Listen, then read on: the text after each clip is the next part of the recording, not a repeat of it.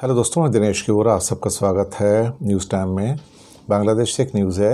एक Japan investment seminar हुआ है बांग्लादेश के अंदर, जिसमें जापान के एम्बेसडर जो बांग्लादेश में ईटो नाओकी, उन्होंने उस पर काफ़ी बातचीत की है और उनका ये कहना था कि Bangladesh has become a new frontier for Japanese companies to invest their money.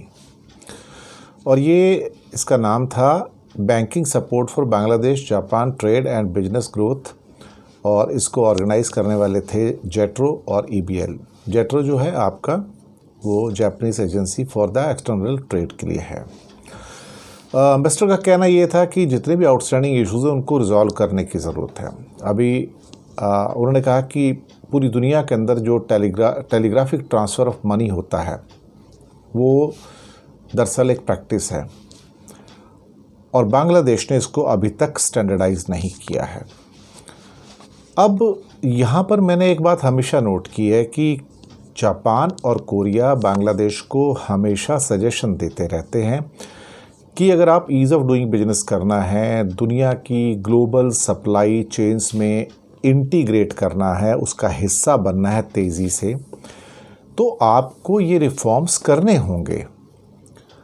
अब मुझे नहीं मालूम कि इन रिफॉर्म्स में क्यों देरी होती है और बांग्लादेश इसके लिए क्यों कदम नहीं उठाता है, जबकि इस किस्म के बहुत सारे इश्यूज़ जो फ्लैग किए गए हैं जापान और कोरिया की सरकारों के द्वारा, क्योंकि जब जापान या कोरिया के एम्बेसडर बोलते तो उनकी सरकार बोल रही है वो, तो उसको क्या उसके ऊपर एक्शन लिया गया पिछले कई महीनों में, मैंने भी कई रिपोर्ट्स की हैं, तो पता तो लगना चाहिए कि उसके ऊपर एक्शन क्या हुआ है। तो कभी कभी वो ये नहीं पता लगता कि बांग्लादेश की सरकार ने जो सारे सजेशन आए हैं उस पर एक्ट अपॉन किया या नहीं किया। ये एक इम्पॉर्टेंट हिस्सा है गवर्नेंस का कि जब आपके पास सजेशन आते हैं इंडस्ट्री के, कंट्रीज़ के, डू यू फॉलो इट और नॉट, और कितने परसेंट में उसको फॉलो करते हैं और कैसे अपने आप को वर्ल्ड प्रैक्टिसेस के अंदर, जो ट्रेड प्रैक्टिसेस हैं उसके अंदर इंटीग्रेट करते हो। ये सबसे इम्पॉर्टेंट है।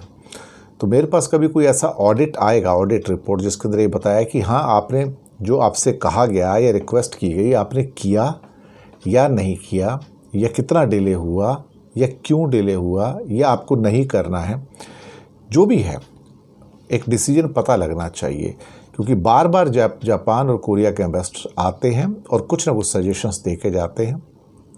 तो let's see what happens now. शुक्रिया।